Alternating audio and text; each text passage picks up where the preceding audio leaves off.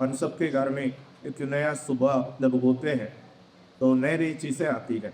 दूध लेने वाले हो गए वो नया पैकेट दूध आपके घर में फ़ोन कर, तो न्यूज़पेपर लेने वाले तो नया अखबार आपके जीवन में आती है। तो एक नया दिन से शुरुआत नई नई चीज़ों से हमारा जीवन में होता है। परमेश्वर हमारे लिए नया सवेरा जैसे कहते हैं, वैसे ही परमेश्वर की दया है करके लोगों ने दिखाया। उसकी दया प्रति वक्त को नया होती जाती है।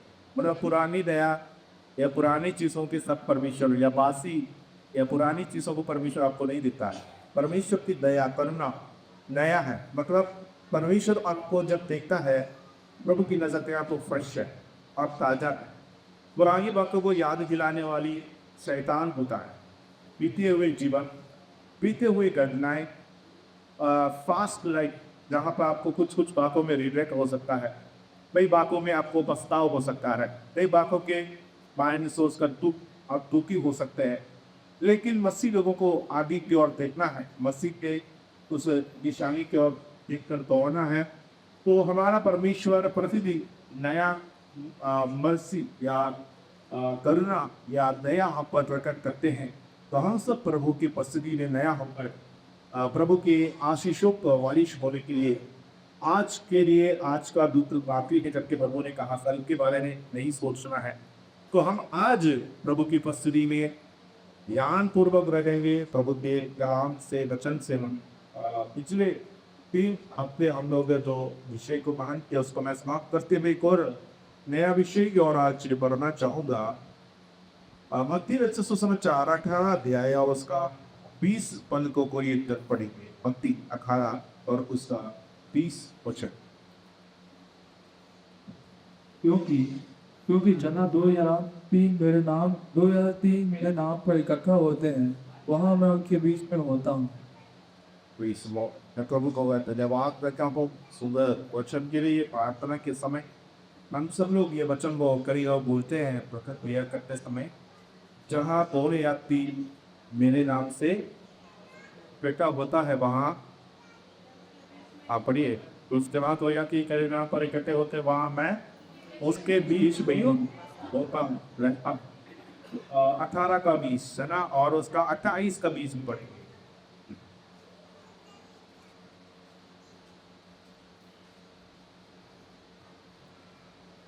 और कहें सब बातें जो मैंने तुम्हें आज्ञा दी है मानना सिखाओ, और देखो मैं जगत के अंत तक सदैव तुम्हारे संग और हूँ। देखो मैं जगत के अंत तक सदैव तो सारे संग रहूंगा।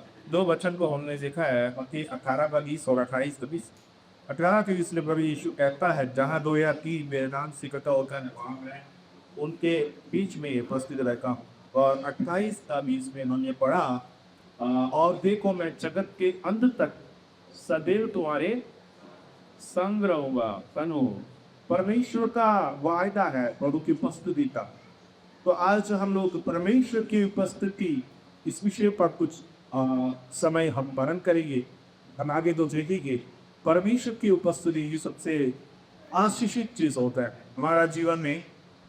माइकलिसिया में आपके व्यक्तिगत जीवन में सबसे मुख्य बात परमेश्वर का उपस्थिति होता है। उपस्थिति परमेश्वर के बिना आप यहाँ पर जो आए हैं, आपके प्रभु के भवन में जो आए हैं, अगर प्रभु की उपस्थिति यहाँ नहीं होती है तो फिर आपका आगमन का आने का कोई मतलब नहीं है। परमेश्वर अगर यहाँ पर नहीं है, जहाँ 2 या 3 इकट्ठे होते हैं वहाँ प्रभु कहता है कि मैं उनके बीच में रहता हूँ।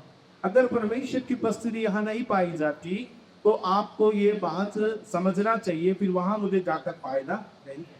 जहाँ पर परमेश्वर है वहाँ पर आशीष है, वहाँ पर परमेश्वर के उपस्थिति को आप महसूस कर पाएंगे तो बहुत सारी चीजें आपके जीवन में अनुभव हो पाएगी।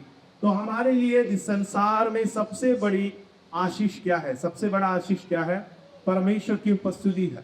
गॉड्स प्रेजेंस, प्रभु की उपस्थिति, फेलोशिप जो प्रभु हमें देता है, संगति जो हम मनाते हैं ना, यह संगति केवल आपस की संगति नहीं है।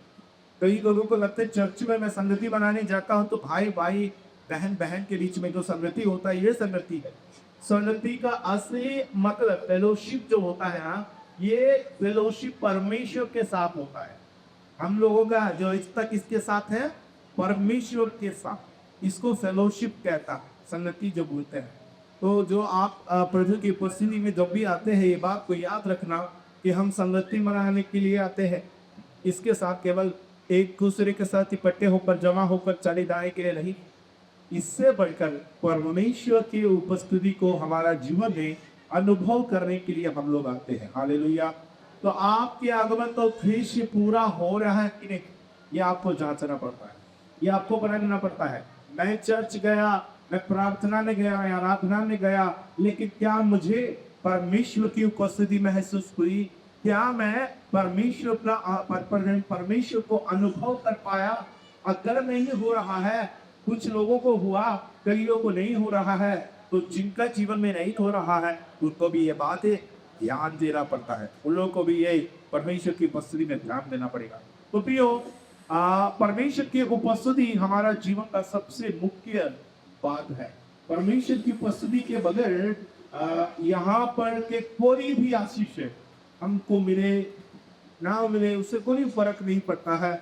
सबसे बढ़कर मैं समझता हूँ इस संसार में जब हम रहते हैं, हमारा बड़ी आशीष घर नहीं है, गाड़ी नहीं है, बाल बच्चे या कोई भी जो चीजें हैं जो आशीष के तौर पर मानते हैं, ये सब आशीष है। लेकिन सबसे बड़ी आशीष मैं जो समझता हूँ वो परमेश्वर हमारे साथ रहना होता है, प्रभु हमारा साथ होना होता है। परमेश्वर अगर साथ नहीं है, सब कुछ है, तो फायदा नहीं है। वो जहाज है जो टाइटैनिक सफान है, उसमें सब कुछ है, लेकिन वो डूबेगा, वो नाश हो जाएगा। लेकिन परमेश्वर के उपस्थिति रहने वाले वो एक छोटी सी नाव क्यों ना हो, वो तरसता छोटी सी जहाज क्यों ना हो, वो आंधी तूफान और लहरों के बीच में टाइटैनिक जहाज के जैसे डूबेगा नहीं, वो स्थिर रहेगा, क्योंकि उस नाव में परमेश्वर की उपस्थिति है।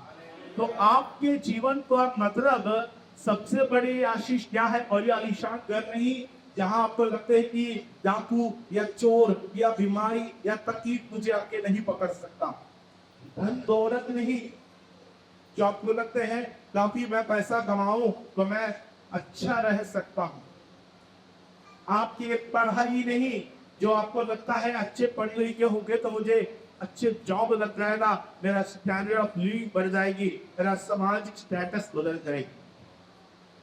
ये सब अनिवार्य है, अच्छा है, लेकिन इससे बढ़कर, ये सारी चीजों से बढ़कर, ये सब होकर भी अगर आपके पास परमेश्वर की उपस्थिति नहीं रही तो वो मनुष्य का जीवन बहुत अशांति से बढ़ता हुआ या उनका जीवन का मकसद को ना पूरा होकर भी आपको देख सकते हैं। तो फिर मूसा एक बात कहते हैं, निर्गमन की पुस्तक 33 अध्याय और उसका 14 वचन को कोई एकदम पढ़ेंगे।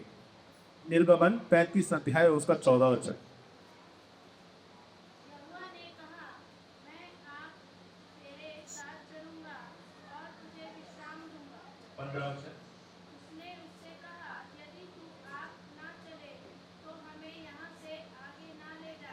देखो, परमेश्वर कहता है 14 वचन में, यहोवा ने कहा मैं आप चलूंगा और तुझे विश्राम दूंगा। तो मूसा कहता है यदि आप ना चले तो हमें 15 वचन, यदि आप ना चले तो हमें यहाँ से आगे ना ले जा हमें यहाँ से आगे ना ले जा। ना ले जा। यदि परमेश्वर हमारे साथ नहीं चल रहे तो हमें यहाँ से आगे ना ले जा। वायदा की खराब की ओर में बना है। मूसा कहते हैं अगर परमेश्वर नहीं रहा या प्रभु हमारे साथ नहीं चल रहा है तो हमें कनान में प्रवेश करने की आवश्यकता नहीं है। परमेश्वर के बगैर कनान केवल एक सूखी जमीन है, एक भूमि है। परमेश्वर की उपस्थिति के बगैर वहां का जितने भी आशीष का तारीफ आप करें, लेकिन वो सब अस्थायी कुछ समय के लिए है। परमेश्वर अगर आपके साथ नहीं है, परमेश्वर की उपस्थिति अगर आपके साथ नहीं है, तो आपको क्या करना पड़ेगा? परमेश्वर की उपस्थिति के बगैर मिलने वाली कोई भी आशीषों के लिए हाथ ना बढ़ाए। परमेश्वर की उपस्थिति के बगैर आपको जो कुछ मिलने के लिए वादा करे वो आपके हाथ लगेगा तो भी कोई फायदा का नहीं होगा। तो सबसे बड़ी आशीष आपके जीवन में परमेश्वर की उपस्थिति। मूसा कहता है आप ना चले तो हमें कनान में प्रवेश मत करा। हम जाना नहीं चाहते, कई तो बोलते हैं स्वर्ग हम तो जाना चाहते हैं, मरने के बाद सबको स्वर्ग जाना है। स्वर्ग भी जाने का इच्छा क्यों है? कई लोग ये तारीफ करते हैं, मैं सुना हूं स्वर्ग में सोने का सड़क है। सही है, बाइबल में लिखा है। मोतियों से बहुमूल्य महंगी मोतियों से बनी वाली वहां पर फाटक के पाई जाती, सभी है, सब है। लेकिन आप ये सब देखने के लिए वहां जाते हो क्या? स्वर्ग की खूबसूरती, सुंदरता, ये केवल आप दिखाने के लिए या उसको देखने के लिए, या आप उस सुंदरता में प्रवेश करना चाह रहे हो, या उस परमेश्वर की उपस्थिति जो स्वर्ग को स्वर्ग बना देता है? परमेश्वर की उपस्थिति अगर स्वर्ग में नहीं तो स्वर्ग चाहे कितनी भी खूबसूरत दिखे, क्या फायदा? कई लोग बोलते हैं दुनिया में स्वर्ग जैसा है स्विट्जरलैंड। मैं सोचता हूं स्विट्जरलैंड में भी लोग फांसी लगाते हैं, स्विट्जरलैंड के भी लोग आत्महत्या करते हैं, स्विट्जरलैंड में भी लोग बीमार पड़ जाते हैं। इस संसार में कोई भी जगह आप स्वर्ग का तुल्य कहो, लेकिन आप देखो वहां पर भी कोई शांति नहीं मिलेगी। स्वर्ग में भी अगर परमेश्वर नहीं है, स्वर्ग अगर परमेश्वर की उपस्थिति के बगैर है, तो मैं कहता हूं स्वर्ग और नरक में जाना नहीं। नरक क्यों नरक है? नरक क्यों नरक है? नरक क्यों दर्दनाक है? नरक क्यों खतरनाक है? नरक जाने क्यों हम डरते हैं? जैसा टैक्स वजह से तो खतरनाक सजा है, दंड के कारण क्या नहीं।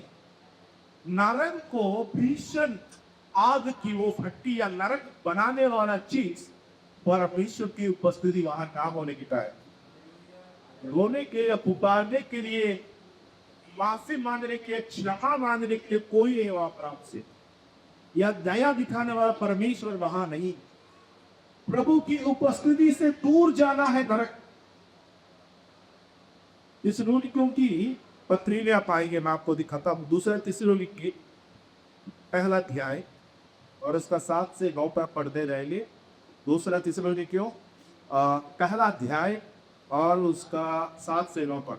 और तुम में जो क्लेश पाते हो हमारे साथ चैन दे, उस समय जबकि प्रभु यीशु अपनी सामर्थी दूतों के साथ धधकती हुई आग में स्वर्ग से प्रकट होगा, और जो परमेश्वर को नहीं पहचानते और हमारे प्रभु यीशु के सुसमाचार को नहीं मानते, उनसे फैसला देगा। ये प्रभु के सामने से और इसके शक्ति के तेज से दूर होकर अनंत विनाश का बंट पाएंगे। बिल्कुल वहां लिखा है, उसका 7 वचन दिखाएंगे, जो वहां पर उस समय जबकि प्रभु यीशु अपने सामर्थी दूतों के साथ धधकती हुई आग में स्वर्ग से प्रकट होगा, पृथ्वी प्राणी का दूसरा आगमन के समय होगा।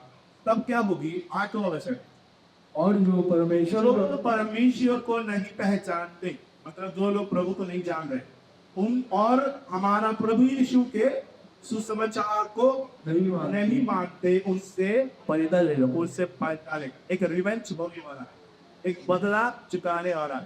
जो लोग यीशु का बारे में सुनना नहीं चाहते, पहचानना नहीं चाहते हैं और सुसमाचार को ग्रहण करना नहीं चाहते हैं, बोलते हैं ना यहाँ पर ये मत प्रचार कर, यीशु के बारे में हमको मत बोल, हम ये नहीं सुनना चाहते, हम उन पर विश्वास नहीं करना चाहते, वो तुम्हारा ईश्वर है, तुम्हारा हुआ हमारे लिए वो नहीं।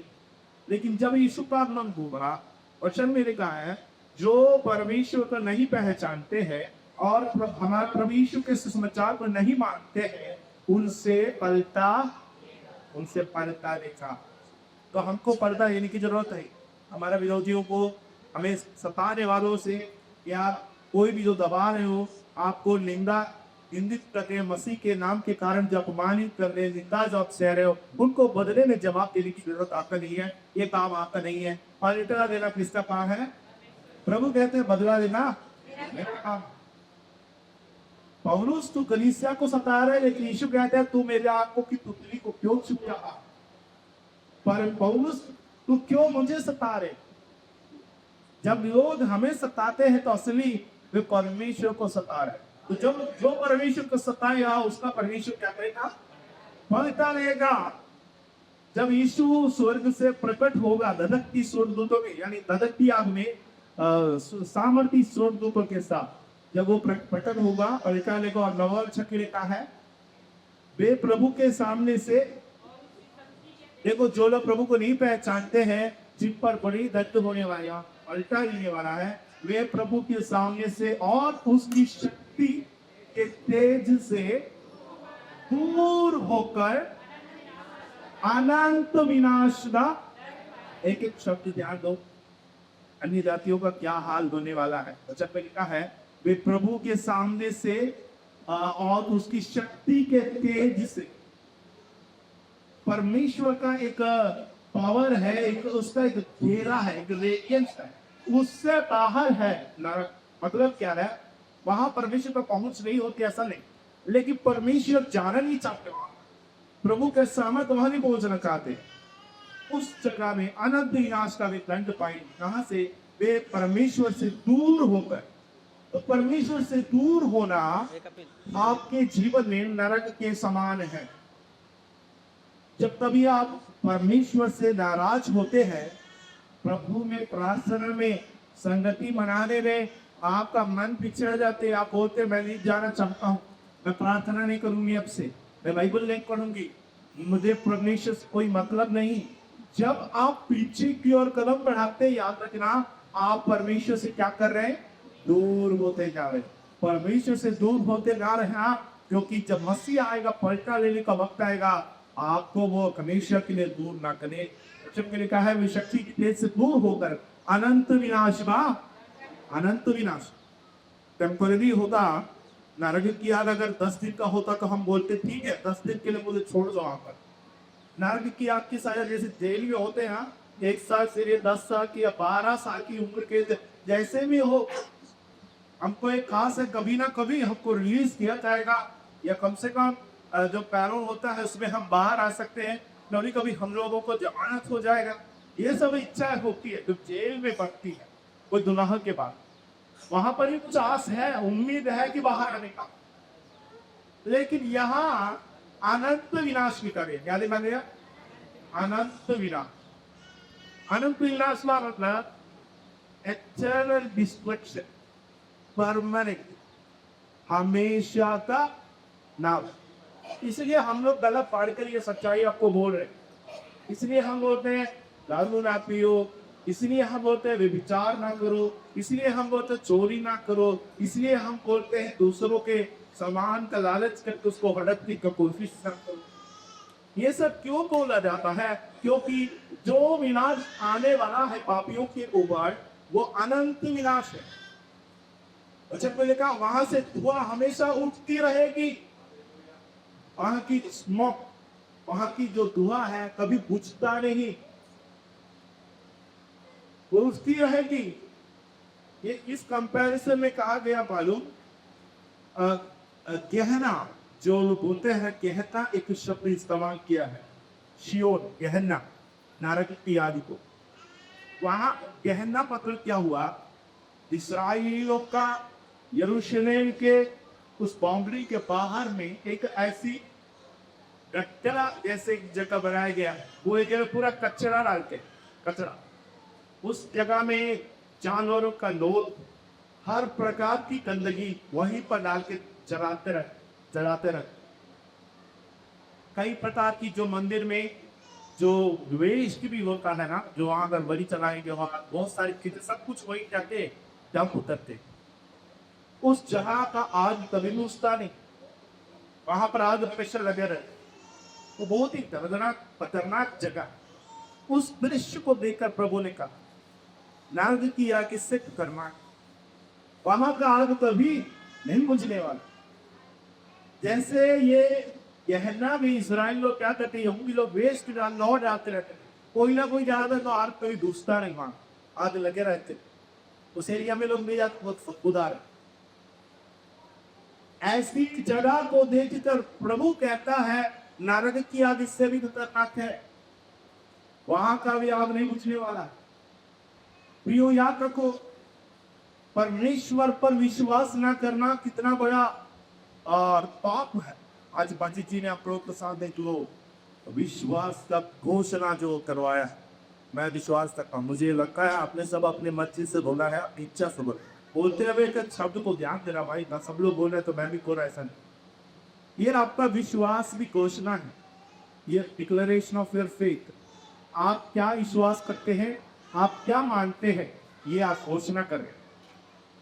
जो लोग परमेश्वर पर विश्वास नहीं करते हैं उनका हाल बहुत बुरा होगा। वचन में लिखा है उन्हें अनंत काल का विनाश उनको भुगतना करना पड़ेगा।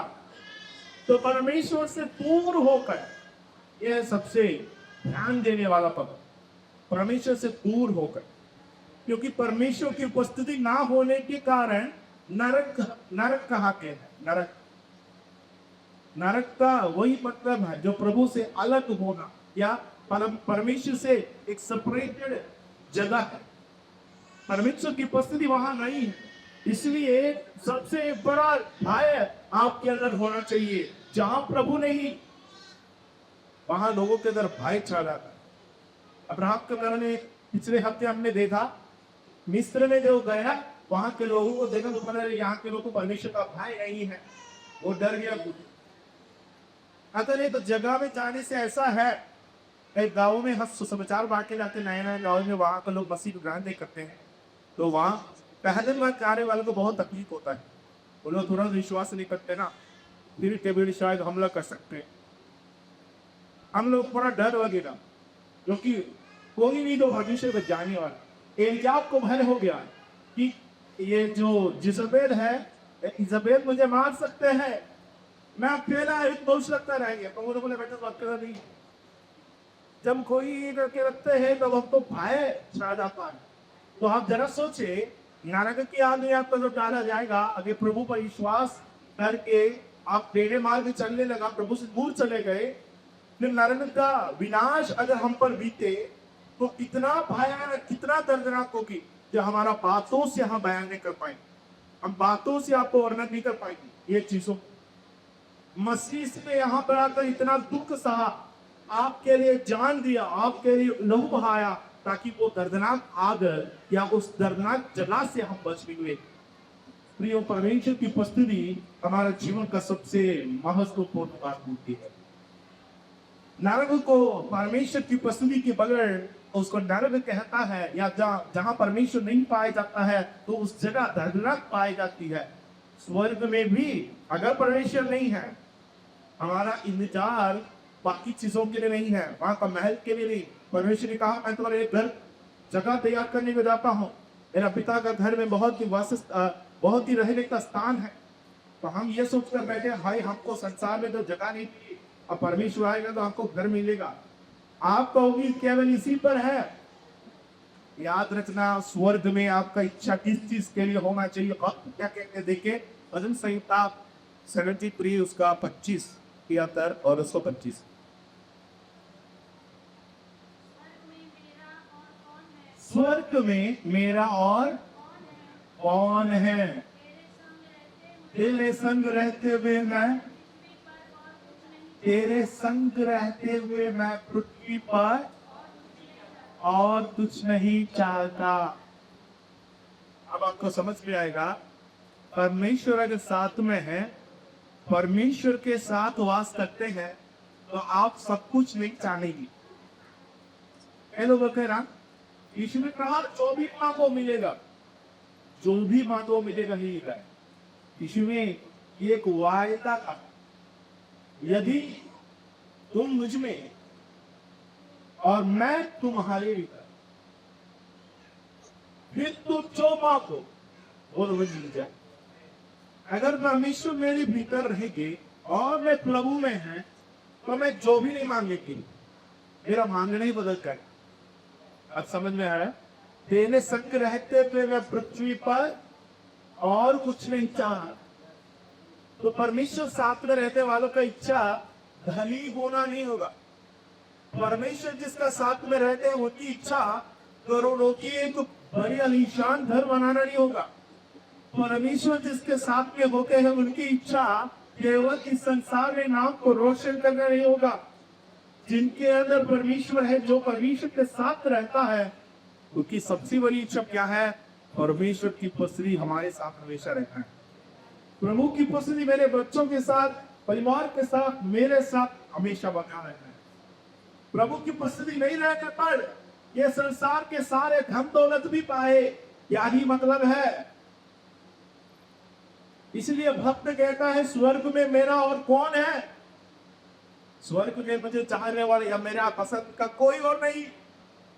अब 24 प्राचीनों है, करोड़ों स्वर्गदूत है, वहां पर बहुत सारी चीजें, 4 जानवर वहां पर दर्शाए, बहुत सारी चीजें हैं। स्वर्ग के सारे बातें हमको नहीं मालूम है, लेकिन प्रकाशित वाक्य में यूहन्ना ने जितना प्रकाशक देखा, वो अपनी भाषा में आपको समझाने की कोशिश तो किया है, लेकिन कई बातें हम नहीं समझ पाई उसके। तो जब वो स्वर्ग की दर्शन को हमारे साथ, हमारे सामने लाते हैं, वहां उसको पढ़ने से हमको बहुत अच्छा लगता है। तो परमेश्वर का राज्य में बहुत कुछ है, लेकिन भक्त कहता है, स्वर्ग में मेरा और कौन है? तेरे अलावा कौन है? आपका जीवन का मुख्य उद्देश्य, स्वर्ग जाने का उद्देश्य, वहां का हराई या हरा भरा जो नदियां या वहां का जो पेड़ पौधे, जैसे वचन में लिखा है 12 महीने फलने वाला वृक्ष, ये सब के लिए नहीं है।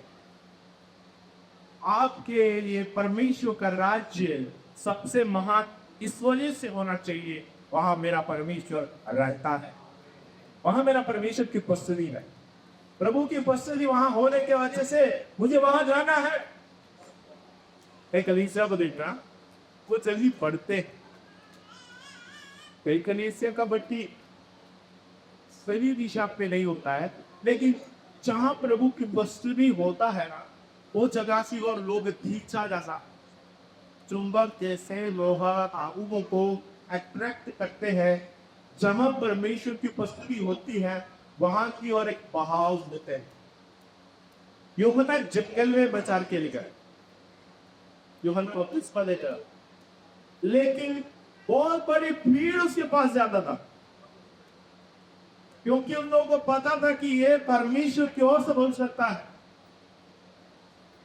तो प्रभु की उपस्थिति अगर आपके साथ है, आप जंगल में रहने वाला क्यों ना, अपनी शहर में रहने वाले क्यों ना को, परमेश्वर साथ में है, तो आपकी झोपड़ी या आपके घर या आपके बिजनेस या आपके धन दौलत, आपके परिवार का स्टेटस या समाज में आपका स्थान, ये सभी मायने नहीं रखते हैं। अगर प्रभु आपके साथ है, प्रभु की उपस्थिति, संसार आज भी भुगतते। परमेश्वर की उपस्थिति सबसे बढ़कर है। परमेश्वर की उपस्थिति के लिए एक प्रयास होना चाहिए। परमेश्वर की उपस्थिति सबको ही पा सकते हैं। ऐसा नहीं कि समाज के सबसे निचले वर्ग के लोग इसको नहीं पाएंगे, उच्च स्तर वाले पाएंगे। वो सरकार की स्कीम है, ये हमारा परमेश्वर का स्कीम। परमेश्वर को ये बहाना है, जगत के मूर्खों को कहे चुने,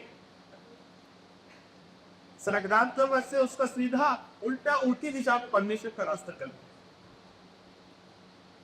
परमेश्वर को ये अच्छा लगा, जगत में जो मूर्ख है, जो ज्ञानवान नहीं है, उन्हें चुनकर उन पर अपनी सच्चाई को प्रकट करे।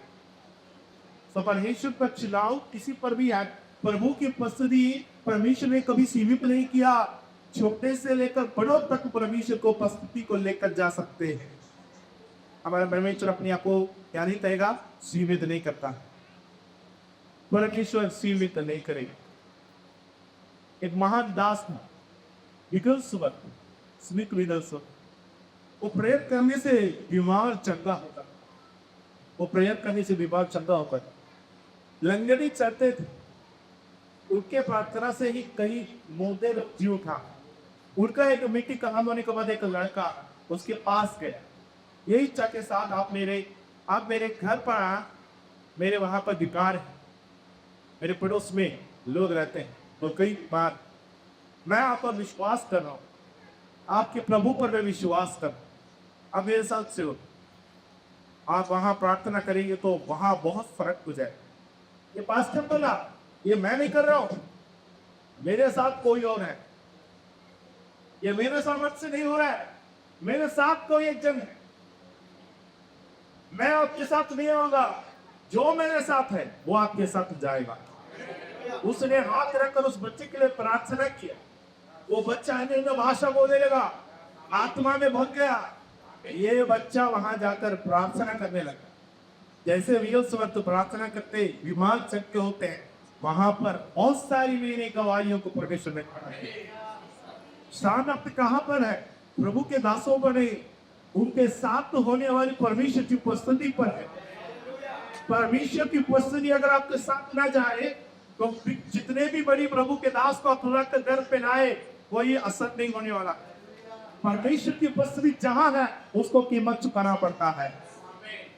इसलिए बड़े बड़े अभिषेक लोगों को देखकर खाली नहीं छोड़ना, उनके पास जाकर बड़े बड़े लोग पौलुस कलीसिया में जाते वहां के विश्वास में प्रार्थना करो दे रही।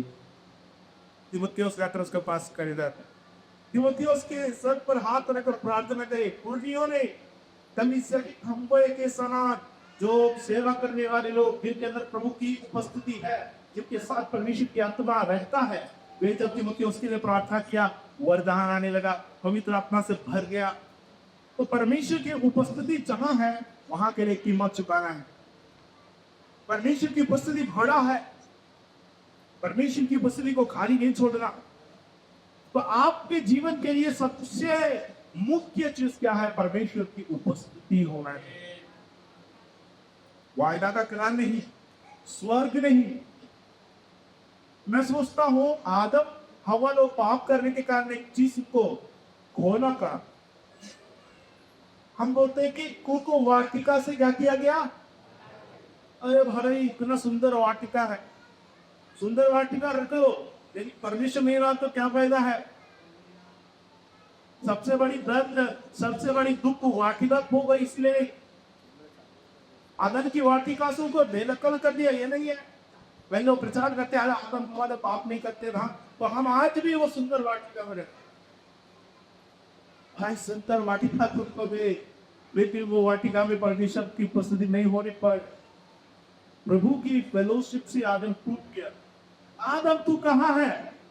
आदम वाटिका नहीं है, लेकिन परमेश्वर सवाल करके आदम तू कहाँ है? ये सवाल प्रभु हमसे नहीं कहते। हम तो चर्च में बैठे हैं, लेकिन प्रभु सवाल करेगा, बेटा तू कहाँ है? बेटी तू कहाँ है?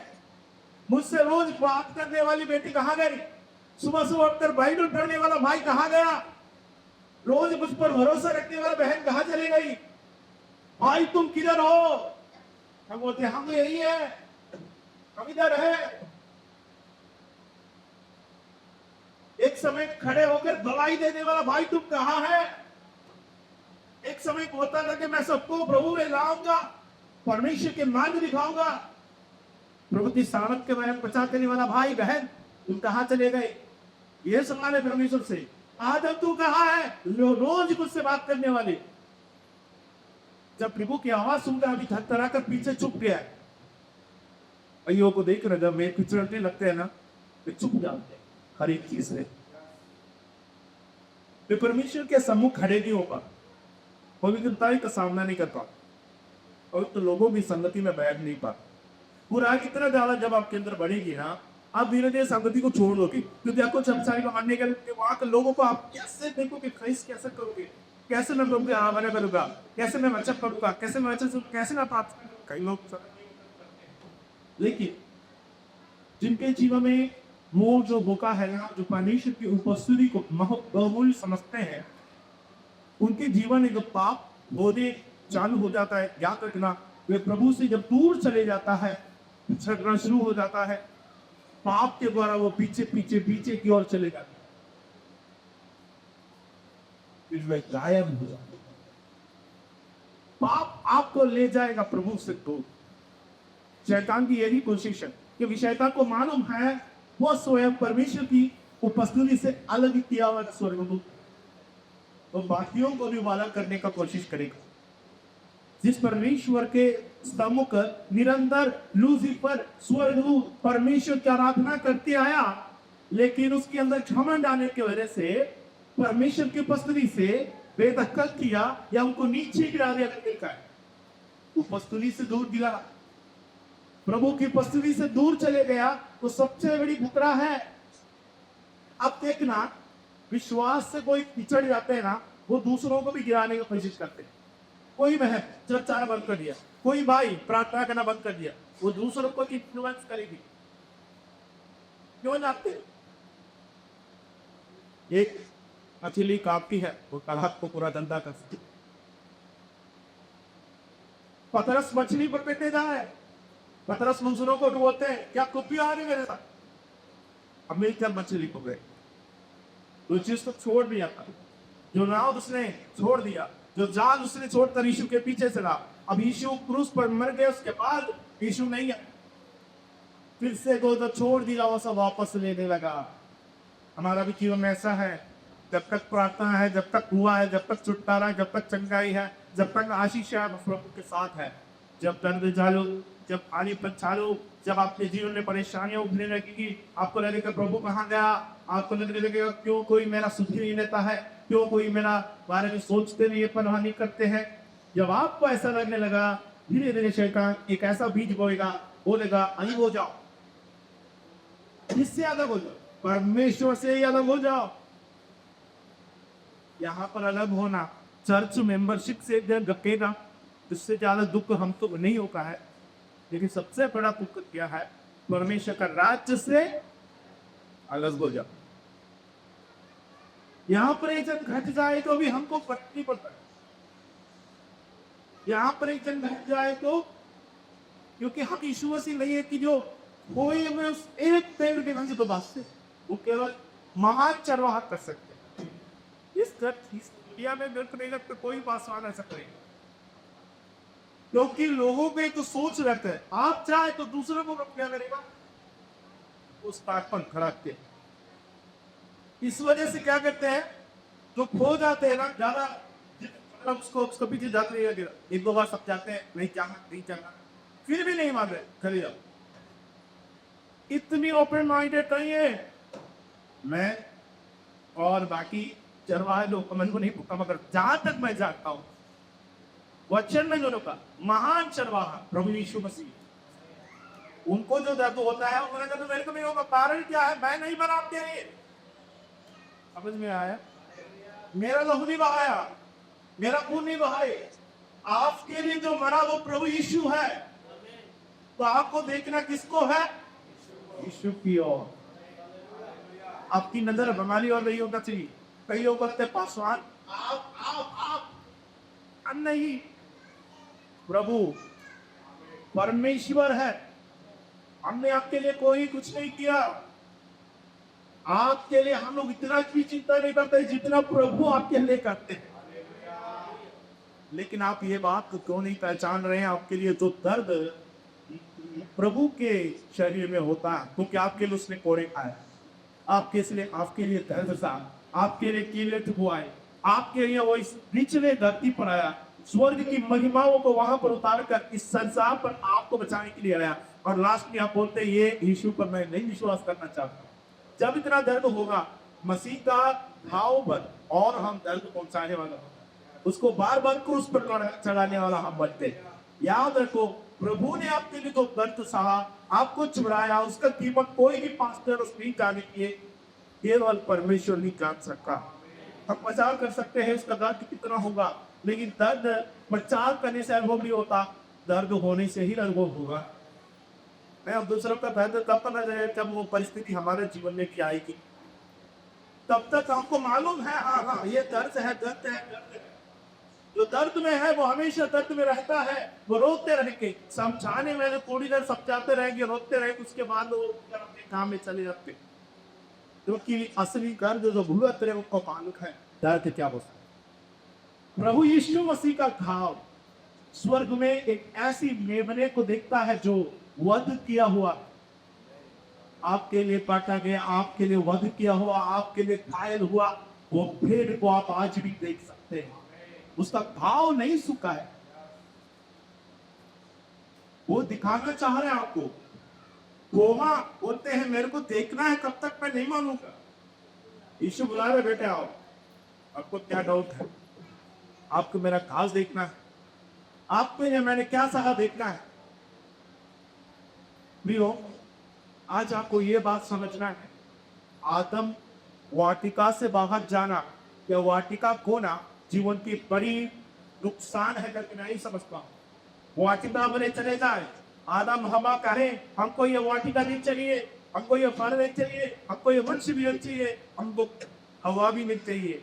परमेश्वर अगर आप मेरे साथ हैं, आप मेरा बाप बनकर अगर साथ रहेंगे, वो मेरे लिए सब कुछ है। लेकिन जब इंसान बाकी चीजों को पाने के लिए उसकी नजर काते हैं, शांति मिले की सोच कर एक जीवन साथी को दिया, अब उसके साथ रोज झगड़ा है।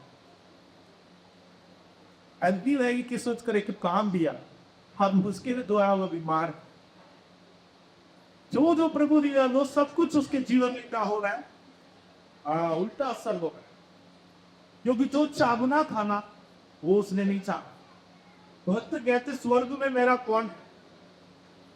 हमसे पूछे, आपसे पूछे, आपका प्रायोरिटी आपका परिवार नहीं है। आपकी प्राथमिकता आपकी बीवी, आपके बच्चे, आपकी जॉब, आपके बिजनेस, धन दौलत, ये सब नहीं होना चाहिए। आपकी प्राथमिकता क्या होगा? अब्राहम से पूछ कर देखो, अपने बेटे को लेकर बलि चला, सुबह तड़के उठेगी, बीवी को खबर दे के नहीं, सबको तैयार करवा के नहीं, ये नहीं, बेटा को तीसरी रिया उस खुदा की उपस्थिति में उसको अर्पण करने के लिए तैयार, उसको देने के लिए तैयार। क्योंकि अब्राहम को मालूम है, मैं जब बुरा था, मैं निर्जीव स्थिति में था, मेरे जीवन में फिर से हंसी, मेरे जीवन में फिर से मुस्कुराहट, मेरे जीवन में फिर से शांति, मेरे जीवन में फिर से आनंद देने वाला केवल दुनिया में एकमात्र व्यक्ति है, एकमात्र कब तक, एकमात्र गुरु मेरा परमेश्वर है। उसने मुझे टक्कर किया, उसने मुझे ठीक किया, उसने मुझे बच्चा दिया, उसने मेरा परिवार को बदला, उसने मुझे वायदा दिया, उसने मुझे सपना के कारण मुझे सिखाया। उस समय तक कोई सपना नहीं, उस समय तक जिंदगी खराब है, सोने का मन नहीं। आज अगर आप सोते हैं तो आप तारों का सपना देखता है, समुद्र की बालू की जैसे सपनाएं आती है। ये सपना कहां से है? आपका जीवन बदलने का कारण कौन है? परमेश्वर की उपस्थिति है। परमेश्वर आपके जीवन में आया तो आपके जीवन बदल गया। लेकिन जो आशीष प्रभु ने हमें दिया, उस आशीष के प्रति अब हम बोलते हैं प्रभु तू दूर दूर जा, तू दूर जा। अब हमको आशीष काफी है। जॉब नहीं था, हर संडे को आती थी, प्रेयर करती थी, जॉब लग गया, हम संडे से गायब है। जॉब आपको कहां लेके गया? प्रभु से। आदम को अकेला रहना अच्छा नहीं, परमेश्वर को लगा आदम अकेला है, भाई ये मेरे से भी बात नहीं कर रहे। आदम को अकेला रहना चाहिए, स्त्री को, एक मददगार को, साथी को दे तो दिया। लास्ट में दोनों आपस में पाप करके प्रभु से ही दूर चले। जिसके साथ हमको संगति मानना चाहिए, उसके साथ हमेशा वो संगति बरकरार रखे। परमेश्वर आपसे क्या चाहता है? प्रतिदिन आपका, जैसे मैंने शुरुआत में बोला, परमेश्वर की दया प्रति भोर को नया होती रहती है। प्रभु ये चाहता है आपसे, मेरे उम्मीद रह रहा है कम से कम आज का दिन मेरे बेटा ने बात करेगी, आज का दिन ये नया हो जाएगा। अवसर क्यों देते हैं परमेश्वर? आपको मालूम है, क्योंकि प्रभु वो चाहते हैं आप कभी ना कभी सुनेगा और प्रभु के मार्ग में आएगा, क्योंकि आने वाला घंटे खतरनाक है। वो भारी कल के सामने मसीह ने आपके लिए इतना जांच जो किया, परमेश्वर के करीब हमें लाए कि आपको एक वचन में कहा हूं, मसीह की मौत क्यों हुआ? पहला पत्रस 3 अध्याय और उसका 18 वचन। पहला पत्रस 3 अध्याय और उसका 18 वचन। इसलिए कि मसीह ने भी अर्थात आदमियों के लिए धर्मी ने पापों के कारण एक बार दूर बनाया, ताकि हमें परमेश्वर के पास पहुंचाए।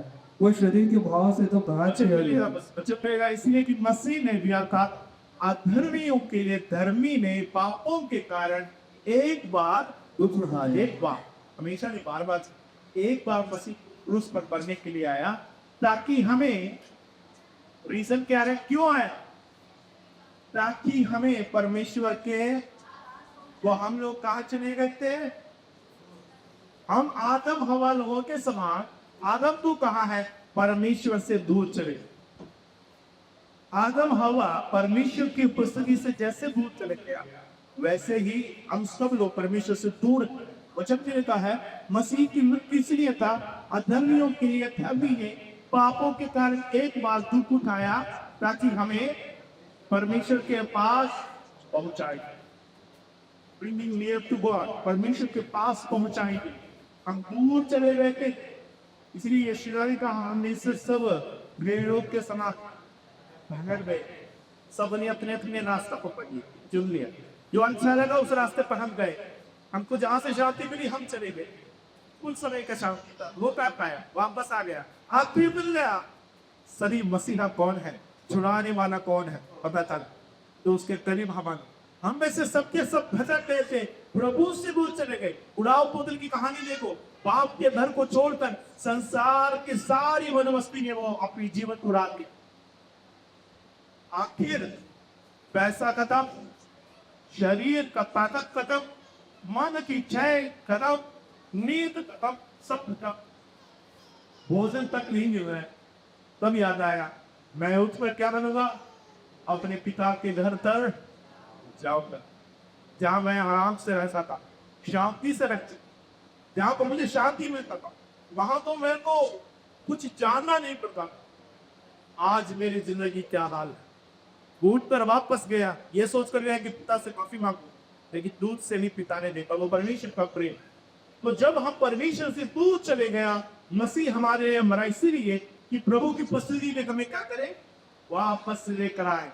आदम हवा लोग जो मसीह से दूर चले गया, उसका जवाब मसीह यहाँ पर देखा है।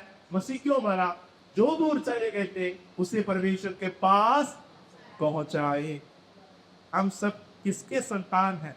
हम उस परमेश्वर के संतान हैं। ये संसार वाले ये नहीं चाहते, बाप को पहचानना सबसे बड़ी बात है।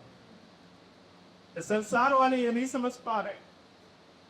हम तो उनके लिए बोलना है, आंसू बहा रहे हैं, क्योंकि जिस पिता को, खुदा को, जो बनाने वाले को हमने पहचाना, वे भी उनका संतान है, लेकिन समझ नहीं पा रहे। उन लोगों ने एक बैरियर खड़ा किया, बाधा डाल दिया। शैतान ने धर्म के नाम से बिगाड़ दिया, धर्म डालकर विभाजित कर दिया, सच्चाई से लोगों को दूर रख दी। ये सब कहां से शुरू हुआ? परमेश्वर ने नर और नारी करके मनुष्य को बनाया, कोई धर्म उसने नहीं बनाया, केवल नर और नारी करके मनुष्य को बनाया। मनुष्यों ने अपने अपनी इच्छा के अनुसार, बाबिल के मीनार में आपको पता होगा, सब एक थे, एक ही बोली थे, एक भाषा बोलने वाले, एक समाज के, एक ही सरनेम वाले हो सकते हैं। लेकिन जब वे परमेश्वर के खिलाफ इकट्ठे होकर एक काम किया, वहां पर गड़बड़ी टोलने डाला भाषा में, और एक एक भाषा जो बोलने वाले सब अलग अलग हो गए। अरबी बोलने वाले गल्फ में, मराठी बोलने वाले महाराष्ट्र में, मलयालम बोलने वाले केरल में, सब अलग अलग जगह पर हो गए, अपनी अपनी साथ से अलग हो गए, देश बट गए, अलग अलग देश बट गए। उस समय से लोग अलग अलग जाति में परिवर्तन हो गए, वहीं से धर्म का शुरुआत हो रहा। जब अपनी अपनी भाषा बोलने वाले इकट्ठे होकर वे अपने अपने ईश्वरों को बनाना शुरू किए, अपना अपना रीति चालू किया, अपने अपने कल्चर शुरू किए। वहां से धर्म या अपने धर्म लोगों का इच्छा के अनुसार, राय के अनुसार, उन लोगों ने अपने ईश्वरों को खड़ा कर दिया। मनुष्य को कुछ देर अकेला छोड़ने, परमेश्वर के भाई के लगे क्या करेंगे करके बाइबल से आपको पता है। मूसा जब नहीं था, इस्राएल इतना हद तक बिगड़ गए, वे सोने का पचड़ा बनाकर उसके पूजा करने लगे, उसके सामने नाचने लगा। परमेश्वर जवाब ना दे, मैं आपसे सवाल करता हूं, परमेश्वर जवाब ना दे तो क्या आप विश्वास को छोड़ दोगे?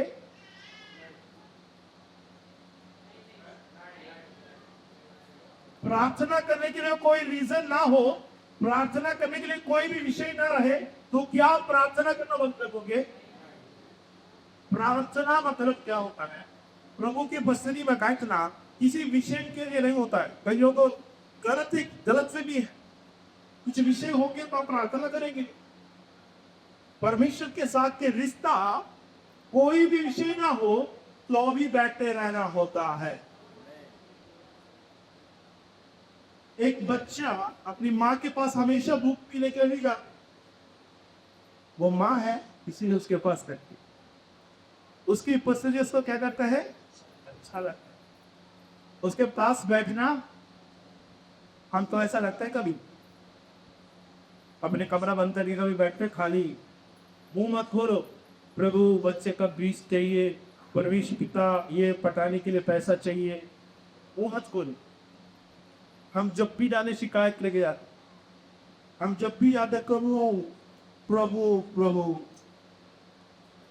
परमेश्वर तो हम लोग डिमांड का मालिक समझते हैं और हम बोले पर लिस्ट लेकर परमेश्वर आज इस महीने का राशन 10 किलो चावल फलाना ये सब कुछ गोल तरह परमेश्वर को पकड़वा रहे हैं। 5 लीटर तेल, एक गाड़ी, बच्ची का फीस, स्कूल बैग, परमेश्वर स्वर्ग से चोरी ने सब कुछ उतार के भी दे। क्या मतलब है परमेश्वर को उतना दिल को हम नहीं पहचान पा रहे, प्रभु के पास क्यों जाना है? आपके जीवन की भलाई होते रहे। एक बच्चे को अपनी माँ के पास बैठना अच्छा लगता है, वैसे ही परमेश्वर के पास हमको बैठना अच्छा लगना चाहिए। क्यों वरना क्यों हमेशा यीशु के करीब जाकर बैठना पसंद करता था, उनको अच्छा लगता था यीशु के क्वेश्चन। यहूदा स्त्री को एक पल में पैसा की दिशा आया, वो उठकर चले गया वहां से। इस तरह तो आई खुदावंद जब आपके बीच में आया है, उस परमेश्वर के साथ बैठने का अवसर आपको चुनौती दिन मिलता है। 3.5 वर्ष का समय बस है, इतना सुंदर अवसर है। वो ना यहूदा इसके पैसा के लालच में उसी ऊपर चले गए जब भोज के समय में बैठे थे। यूं का नहीं छोड़ा, वो यीशु के सीने के पास जाकर बैठता था। उनका यीशु का दिल का धड़कन उसको सुनना है। यीशु मसीह की हर एक छोटी बातें उसको सुनने में तो उनको पसंद है, इसलिए क्रूस पर उसने यीशु को अकेला नहीं छोड़ा। जब यीशु क्रूस पर दर्दनाक मौत सह रहा था, बाकी 11 चेले वहां नहीं दिखाई देगा। वहां पर एक चेला खड़ा है, वो यीशु के सीने के पास जो बैठने वाला, यीशु के पास जाकर खड़े रहने वाला यूहन्ना वहां पर खड़ा है। उसको जब अकेले एक पतुस टापू में जब छोड़ दिया गया, बाकी कोई इसको बचाने नहीं आया। जब यीशु अकेला था तो उसके साथ खड़े रहने वाला उस चेले को बचाने के लिए, जब वो भी अकेला जब पड़ गया, यीशु मसीह उसके बीच में उतर कर आ गया।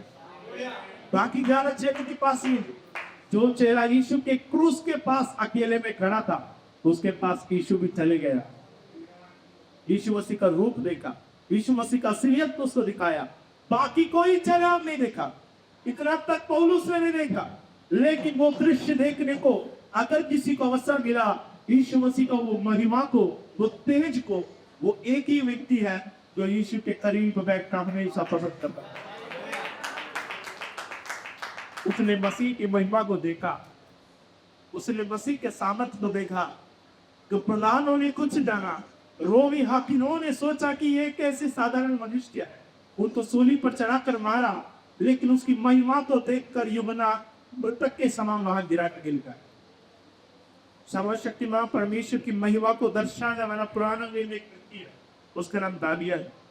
दानियल परमेश्वर को सपना में देखा, सपना में दर्शन, वो देखकर वो बीमार पड़ गया, वो बिस्तर में था, परमेश्वर की महिमा को देखा। यशायाह ने प्रभु की महिमा को देखा, चिल्लाने लगा, हाय हाय मुझ पर हाय, क्योंकि मैंने सर्वशक्तिमान परमेश्वर की महिमा को अपनी आंखों से मैं देख पा रहा हूं। मैं अशुद्ध मनुष्य हूं। प्रभु की उपस्थिति में जितना जगह बैठेंगे, आप दूसरों को दोष नहीं लगाओगे, आप अपने आप को देखना चालू हो जाएगा। बोलेगा मैं गंदा मनुष्य हूं, मैं बुरा हूं, मैं योग्य नहीं हूं, मैं परमेश्वर आपके पीछे जाने के लायक नहीं। जब आप कबूलने के लिए तैयार हो जाएंगे, परमेश्वर आपको बदलने के लिए भी तैयार हो जाएगा। आपके जीवन को वो परिवर्तन की ओर ले आएगा और ऐसा भोजन के समान आपको बस प्रभाव कर सकता है। परमेश्वर की उपस्थिति आपके जीवन के लिए वो बहुत बड़ी ब्लेसिंग है। आदम हवा लोगों ने जो खोया, वो तो खो ही दिया अदन की वाटिका, वो परमेश्वर फिर से बना सकता है, लेकिन बनाने वाले को ही खो दिया तो जो वाटिका हाथ में है क्या ही फायदा है। आज आपको ये याद रखना है, मेरे जीवन का सबसे बड़ी आशीष मेरा परमेश्वर है। दाऊद के अंदर एक भय था, जब उसने पाप किया उसका भय ये नहीं था कि मेरा राज कभी छीन लिया जाएगा। उसका प्रार्थना करते बहुत पढ़ेंगे भजन संहिता 51 तक क्या भजन संहिता 51 और उसका 51 और उसका 11। मुझे अपने सामने से निकाल न दे, मुझे अपने सामने से निकाल न दे, निकाल ना दे और अपने पवित्र आत्मा को और अपने पवित्र आत्मा को मुझसे अलग न कर। मुझसे अलग ना कर। दाऊद का प्रार्थना देखो, cast me not away from thy presence। मुझे अपने सम्मुख से दूर ना दे। Do not cast me from your presence। Dawood का प्रार्थना है, आपकी प्रसन्न से, आपकी उपस्थिति से मुझे दूर ना कर, मुझे अपने सामने से निकाल ना दे और अपने पवित्र आत्मा को मुझसे अलग ना कर। अपने पवित्र आत्मा को मुझसे अलग ना कर। दाऊद ने विचार किया, दाऊद ने बड़ा पाप किया, राजा होकर राजगद्दी पर बैठने वाले एक ही दिन में 4 आज्ञा को यूं ही तोड़ दिया। 10 आज्ञा में 4 आज्ञा तोड़ने में उसको ज्यादा समय नहीं लगा। बहुत बड़ा भक्त है, परमेश्वर का दिल से, परमेश्वर तो पसंदीदा एक राजा है, लेकिन एक ही दिन में 40% आज्ञा उसने तोड़ डाला। परमेश्वर के सन्मुख उसने घुटना टेकर रोया, आंसू बहाए, जब पाप के बारे में पछतावा हुआ, उसने ऐसा माफी मांगा तो उसके से एक शब्द है, मुझे अपने सामने से निकाल ना दे और अपने पवित्र आत्मा को मुझसे। हम बोलते तो पहले क्या प्रार्थना करता, प्रभु मेरा राजगद्दी छीनना चाहे, मेरा परिवार, मेरा पावर, मेरा बच्चा, मेरा संपत्ति, मेरा गाड़ी, मेरा घोड़ा, मेरा रथ, मेरा सवारी, और आप प्रार्थना का लिस्ट रख। दाऊद के प्रार्थना का लिस्ट देखो क्या, मुझे अपने सम्मुख से अलग ना कर, अपनी पवित्र आत्मा को मुझसे अलग ना कर। एक बात मैं आपको बताता, शिमशोन के बारे में लिखा, शिमशोन के बारे में न्यायों की पुस्तक 16 अध्याय और उसका 20 वचन, ये पढ़कर मैं समाप्त करता हूँ। न्याय 16:20। तब उसने कहा, हे शिमशोन, परिस्थिति तेरी बात में है। तब चौक सोचने लगा,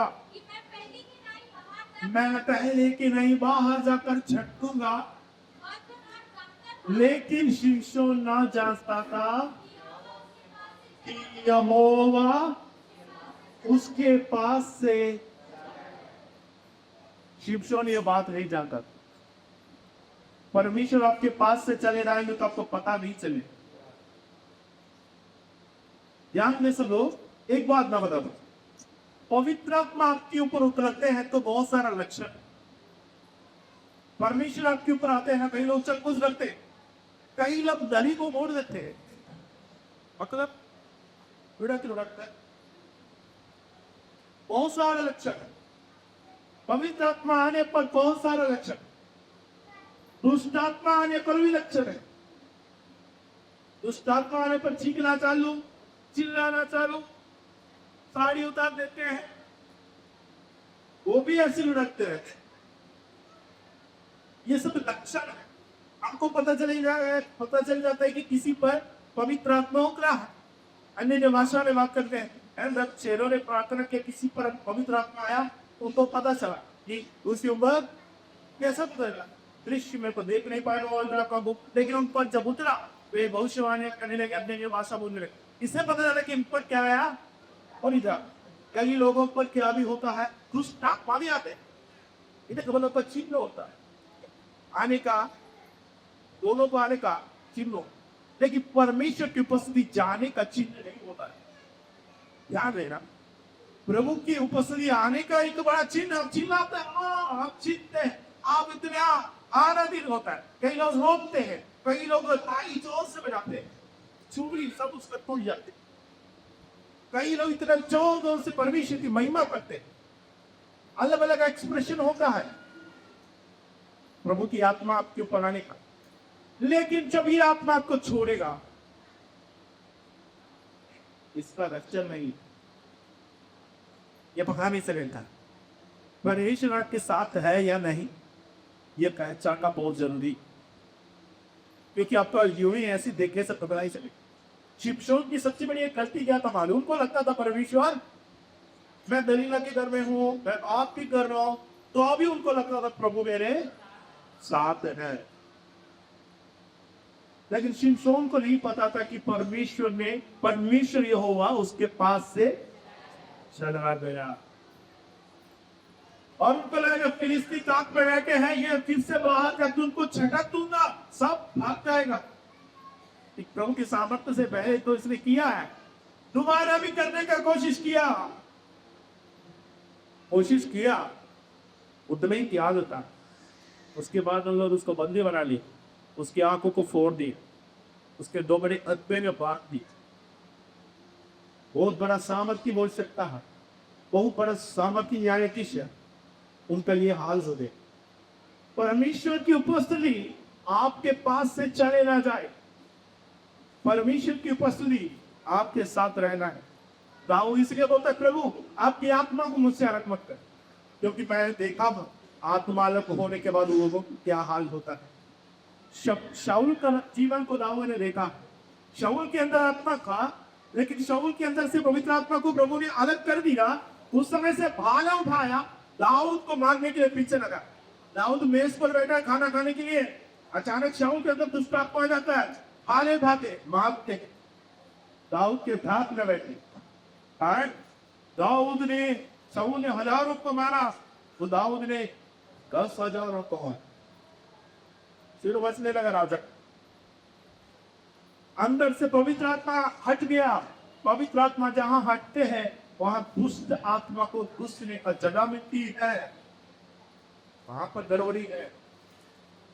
पवित्र आत्मा आपके जीवन से अलग हो जाएगा, दुनिया की हर एक बुराई आपके अंदर वास करेगी। कभी आप सोचना मैं पाप करते हुए रहता हूं और प्रभु मेरे अंदर है, मैं पाप करते रहता हूं और प्रभु मेरे साथ है। ऐसा गलत फहमी में पता है, यह सच्चाई जान लो, वो नहीं जानता सा यहोवा ने उसके पास से चलेगी। आज आप ये बात समझना, अगर आपके जीवन में रोज पाप में गिरे हुए जीवन है, यहोवा आपके पास नहीं हो, पवित्र आत्मा से दूर है। प्रियो, याद हो आपके जीवन का सबसे बड़ी आशीष क्या है? प्रभु की उपस्थिति। आज एक पल अपनी आंखों को बनते प्रभु की उपस्थिति में हम कहे परमेश्वर आपकी इस महान उपस्थिति मेरे साथ चल रहा है। मूसा कहते हैं यदि आप ना चले तो हमें आगे ना बढ़ा, आप हमारे साथ ना चले तो हमें आगे ना बढ़ा। आपके जीवन में आगे बढ़ना है, आपको अगले स्तर पर जाना है, आपके जीवन में एक तरक्की को पाना चाहते हैं, एक उन्नति को हासिल करना चाहते हैं। लेकिन मैं आपको बताना चाहूंगा कि परमेश्वर के बगैर मिलने वाली कोई भी उन्नति पर हाथ मत लगाना, परमेश्वर के बगैर मिलने वाली कोई भी आशीष को अपने जीवन में नहीं लेना। प्रभु जहां है वो एक झोपड़ी में है, वो एक कंगाल परिस्थिति में है, लेकिन परमेश्वर की उपस्थिति अगर आपके साथ है आप निडर आगे बढ़ सकते हैं। परमेश्वर अगर आपके साथ है कौन मेरा विरोधी को हो सकता है? वचन में लिखा यदि यह होगा हमारी ओर है, परमेश्वर अगर आपके साथ है आपको कोई साथ देने की आवश्यकता नहीं। इस संसार की महान दिग्गज और जितने भी बड़े पढ़े लिखे ज्ञानवान जितने भी बड़े बड़े लोग हैं, आपको उनकी उपस्थिति की जरूरत नहीं पड़ेगी अगर परमेश्वर आपके साथ है। परमेश्वर अगर आपके साथ है, सबसे बड़ी आशीष आपके जीवन में प्रभु की उपस्थिति, परमेश्वर की उपस्थिति में, परमेश्वर की उपस्थिति में चलते जाएंगे। हालेलुया। भक्त कहता है स्वर्ग में मेरा कौन है, पृथ्वी पर आपके संग रहते हुए मैं और कुछ नहीं चाहता, परमेश्वर को चाहता हूँ, प्रभु के मार्ग पर चलना चाहता हूँ, परमेश्वर की इच्छा को पूरा करना मैं चाहता हूँ, परमेश्वर की बताए गए मार्ग मेरे जीवन में वो पूरा करता हूँ। हालेलुया। प्रभु की मसीह में एक पल के लिए अपने जीवन को समर्पित करें, प्रभु को कहे परमेश्वर आप मेरे साथ रहे, आप मेरे साथ रहे, आप मेरे साथ चले, मेरे जीवन की हर एक अपराध से, पाप से, बुराई से मैं दूर होकर आपके संग में चलना चाहता हूँ।